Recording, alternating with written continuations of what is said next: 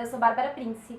E eu sou a Gi. E esse é o canal do blog literário Sem Serifa. Hoje a gente vai falar um pouquinho sobre distopias e utopias feministas ou que abordam temas feministas de maneira central.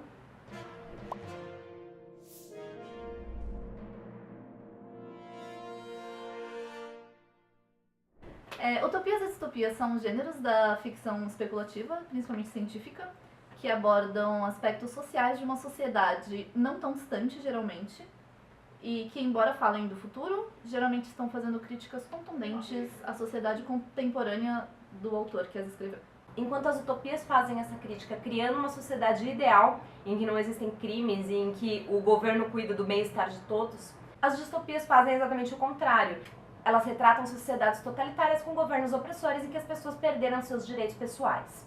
Às vezes são segmentos bem específicos da sociedade. Geralmente segmentos que estão realmente sendo oprimidos na vida real, como as mulheres. A gente trouxe para vocês alguns exemplos de bons livros com utopias ou distopias feministas, porque a gente percebeu um padrão que é muito comum, que são esses livros abordando os direitos das mulheres e as formas como a gente é oprimida na vida real e na contemporaneidade.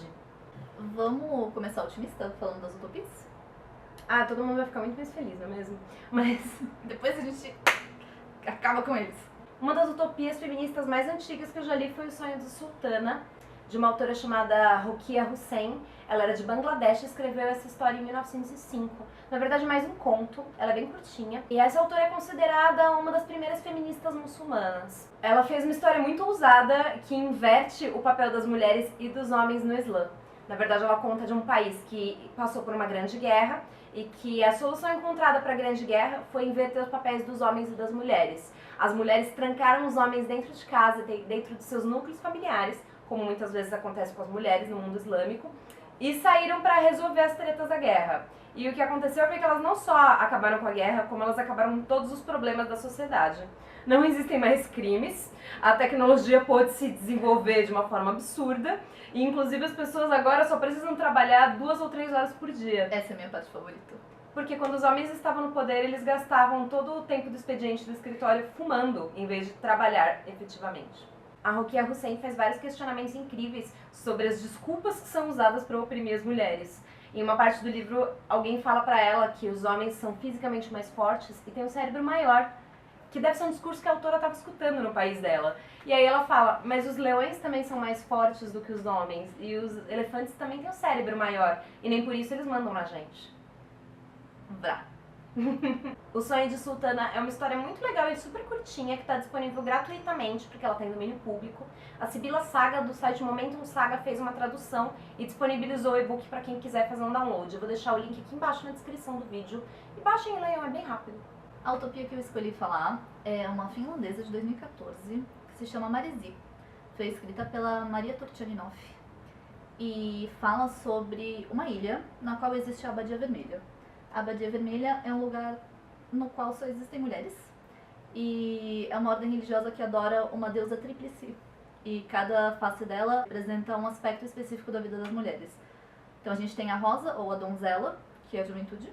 Nós temos a mãe, ou madre, que é o aspecto maduro e maternal. E a gente tem a velha, que é a morte. E esse aspecto maduro que tem a ver com o conhecimento, e é uma utopia que puxa bastante pra fantasia em alguns momentos. É bem legal, tem uns momentos bem mágicos. Maresi é o nome da protagonista, que é uma noviça que veio pra abadia porque, bom, o mundo lá fora é meio horrível pras mulheres. E essa ilha, ela é particularmente ótima, porque só tem mulheres. Então algumas chegam lá fugidas da fome, do frio, como a própria Maresi, e outras estão fugindo de coisas mais tenebrosas, como a Jai, que é uma noviça que chega um pouco depois da Maresi e de quem ela se aproxima e de quem ela cuida. E aí a gente descobre que a Jai está sendo perseguida por homens. E é aí que as tretas começam. Mas é bonito ver como as mulheres ali são marcadas pela vida exterior à abadia e como elas se apoiam mutuamente para construir algo sólido ali no meio do mar. Esse livro foi lançado esse ano, 2018, pela Mão Branca. Outra utopia incrível é Herland, também lançado como A Terra das Mulheres, da Charlotte Perkins Gilman. Ele foi escrito em 1915 nos Estados Unidos e ele também faz uma inversão de papel entre homens e mulheres. Na verdade, são 3 exploradores norte-americanos que partem numa aventura para tentar descobrir um país lendário que teoricamente está no meio das montanhas e que é habitado apenas por mulheres. Eles não acreditam nisso, eles acham que é biologicamente e socialmente absurdo que possa existir uma sociedade apenas de mulheres, mas eles acabam encontrando esse país e o livro é toda a estadia deles no país e como eles convivem com essas mulheres e as coisas que eles descobrem sobre a sociedade delas. É um livro extremamente atual em muitos sentidos, inclusive os 3 caras são os grandes estereótipos do macho que você encontra por aí na rua. O mais grave deles é o Terry, que é um machão escroto que em momento nenhum aprende nada com aquela sociedade e que inclusive tenta impor toda a masculinidade dele, tenta impor as regras sociais dele para aquelas mulheres. Vou aproveitar deixa para dizer que esse livro é tão atual, mas tão atual que ele foi publicado por 2 editoras. Saiu agora pela Rosa dos Tempos e pela Via Leitura. Via Leitura. E para quem lê em inglês, ele tá gratuitamente na internet também, porque ele é de domínio público. Alguns aspectos desse livro não são tão atuais e não encaixam tão bem com o feminismo de hoje em dia, porque, por exemplo, é uma sociedade em que todas as mulheres pensam igual, elas são quase como uma grande colmeia. Elas criam as crianças juntas e elas desenvolvem tudo para a sociedade juntas e elas estão colaborando tanto umas com as outras que elas se transformaram numa sociedade e num grupo de mulheres muito uniforme. Aí você para pensar que não existe diversidade entre as mulheres nessa sociedade. E outra coisa meio enviesada desse livro é que nessa sociedade delas, tudo o que elas fazem é voltado para a maternidade. Eu acho que isso nos leva a reforçar aquele ponto de que as distopias e utopias, elas sempre falam no momento em que a pessoa que escreveu está vivendo, né? E para ela, o normal era imaginar mulheres como mães. Essa era a função principal e ela estava ok com isso porque ela foi criada ali dentro. E isso não invalida de forma alguma todo o resto da crítica que ela faz. Eu acho muito legal esses livros que fazem inversões de papéis, porque eles também refletem um pouco como a gente não tem essa empatia até hoje. Porque o que acontece? É muito comum a gente ver os leitores de ficção científica sentindo muita empatia em livros que invertem papéis, por exemplo, entre humanos e robôs. Ou entre humanos e macacos. Planeta dos Macacos é uma inversão de papel entre cientistas e cobaias macacos. E os caras leem e ficam, meu Deus, é mesmo, né? Como é horrível o que a gente faz com os macacos. Mas quando a gente inverte papéis entre homens e mulheres, eles não só não entendem, como eles acham que a gente está querendo matar eles, estraçalhar eles e pendurar os corpos deles no nosso portão. Às vezes a gente quer, mas não é esse o plano e a pauta feminista. Agora, a parte tenebrosa. Se nas utopias estava difícil fazer as pessoas entenderem a metáfora e entenderem o que isso quer dizer sobre o nosso mundo, talvez nas distopias fique um pouquinho mais claro. Uma distopia feminista que andou muito em voga no ano passado e este ano é O Conto da Aia, da maravilhosa Margaret Atwood. É um livro de 1985 que no ano passado foi adaptado para uma série de TV do canal Hulu e chegou recentemente no Brasil por algum canal de TV paga que eu não lembro qual. Esse livro foi publicado no Brasil pela Rocco e eu acho que de todos os livros que a gente menciona nesse vídeo, ele é o mais impactante para mim.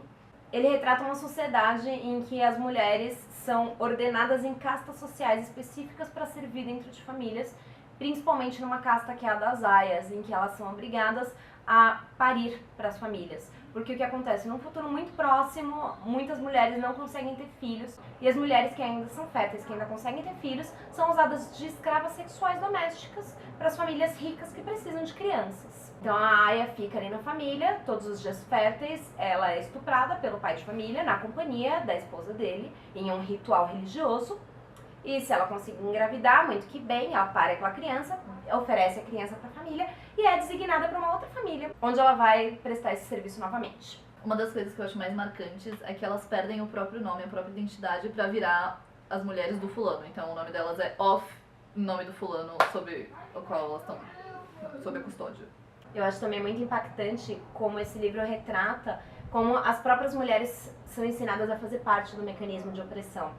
É muito chocante como a protagonista e todas as mulheres que estão ali, elas viveram a nossa realidade, porque são os primeiros anos desse sistema, então elas eram mulheres que tinham emprego, marido, trabalhava, tinha filho, estava tudo bem, e de repente elas são obrigadas a ser adaptadas para esse sistema, e elas vão para um centro de educação em que ensina elas que uma mulher estuprada tem culpa do estupro, entre outras coisas, e elas são todas condicionadas a vigiar umas às outras, a julgar umas às outras, e qualquer semelhança com a realidade não tem nada a ver, porque isso é só um livrinho.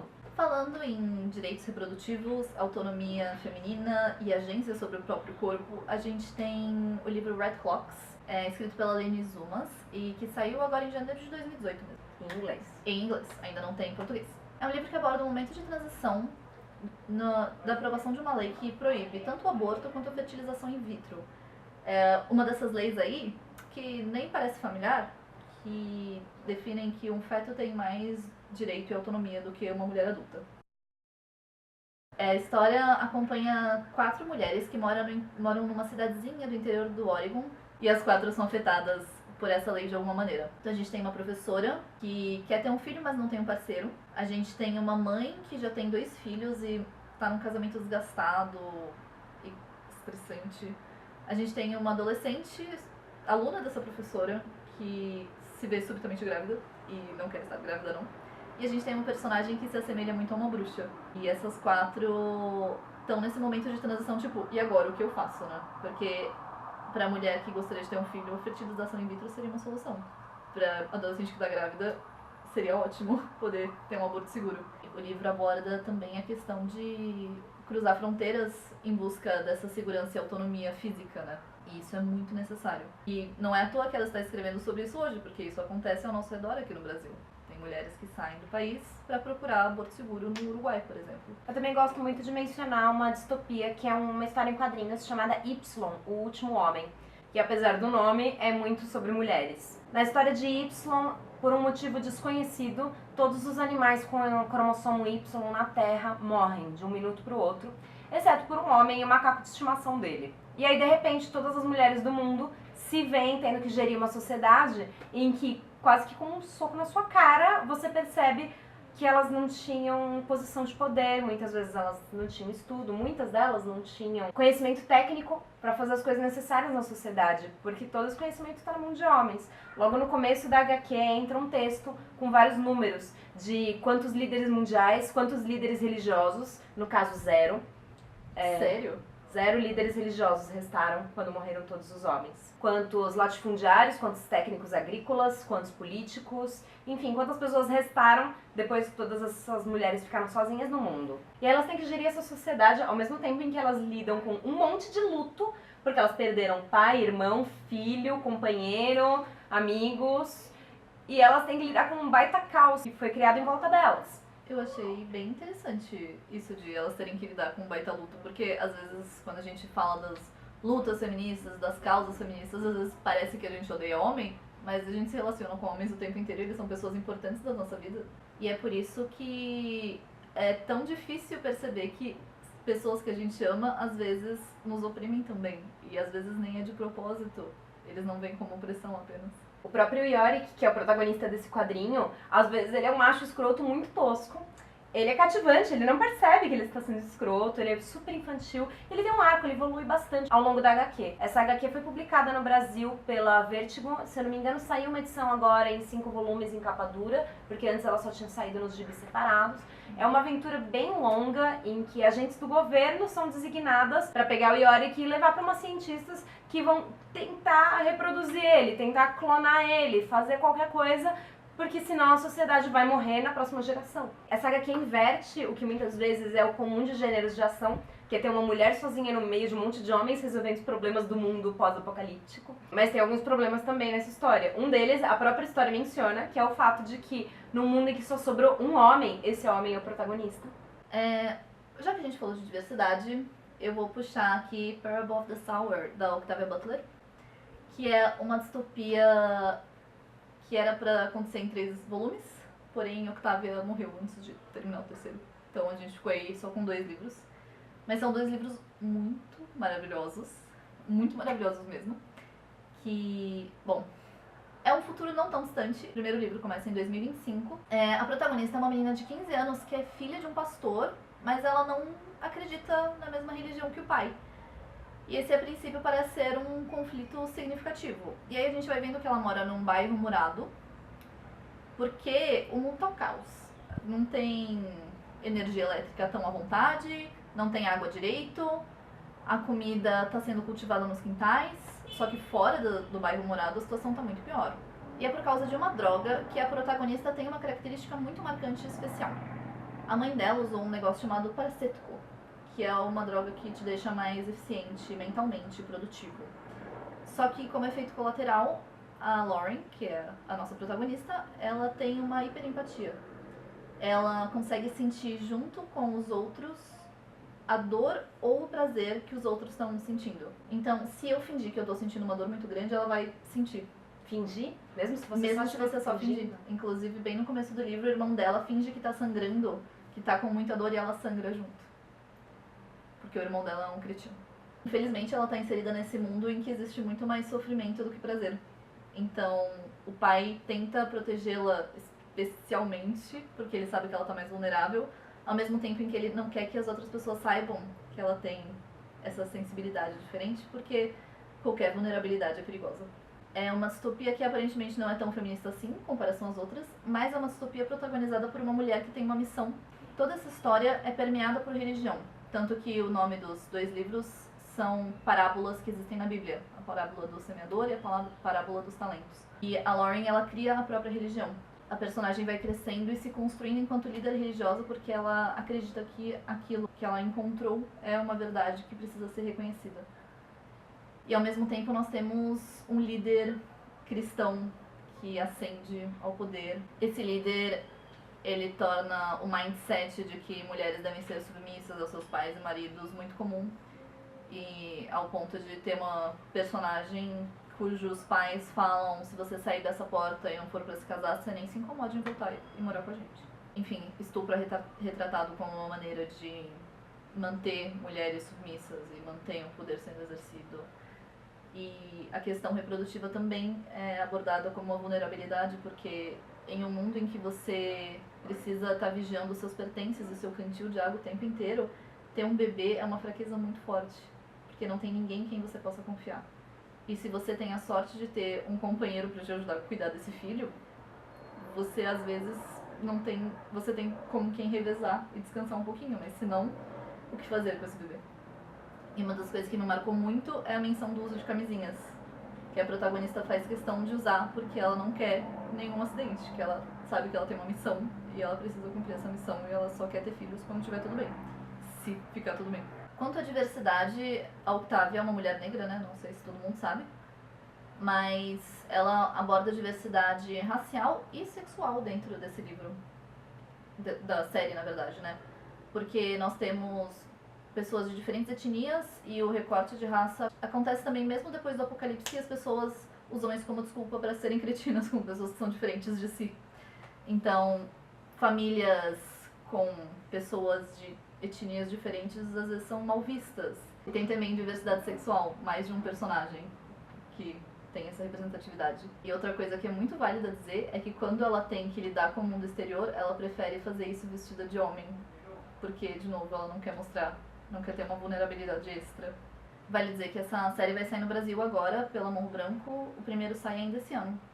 Eu li bem recentemente os 2 livros e eu tô bem impactada. Acho que todas as leituras desse vídeo deixaram a gente bem abalada. Eu acho que o ponto principal é que o que dói em uma mulher ler esse tipo de distopia é sempre sentir que as coisas não estão tão longe assim, sabe? Que a qualquer momento a gente pode tropeçar e cair nessa realidade. Inclusive, a Octavia ficou conhecida como a mulher que previu o futuro porque um dos personagens dessa duologia é um líder eleito que diz que vai fazer da América grande novamente. E isso parece horrivelmente familiar, porque, né? Vários dos livros que a gente mencionou aqui tem resenhas mais detalhadas no blog. A gente vai deixar os links aqui embaixo para vocês acessarem e lerem mais. Existem várias outras utopias e distopias feministas. É um tema riquíssimo. Inclusive, a gente tem outros livros na nossa lista e a gente pretende ler mais, talvez até fazer mais um vídeo desse no futuro. E se vocês tiverem dicas de outros livros pra gente, podem deixar aqui nos comentários. Além de comentar com a gente o que vocês acham desses livros que a gente já mencionou. Vale dizer que a maior parte do conteúdo do Sem Serif é produzido por mulheres e a gente sempre tem um viés crítico feminista sobre as questões de gênero. Então, caso você queira consumir mais conteúdo com esse tipo de olhar, o link do blog tá aqui embaixo. Até mais! Até! Enquanto as utopias... Às vezes eu começo a frase... É assim, eu tenho 2 pássaros, o uto e o disto. Quando utopia, o distopia também. Só para, tá bom? Você fez uma piada que eu vivo, acabei de pensar nela. Você devia me parabenizar, não me interromper.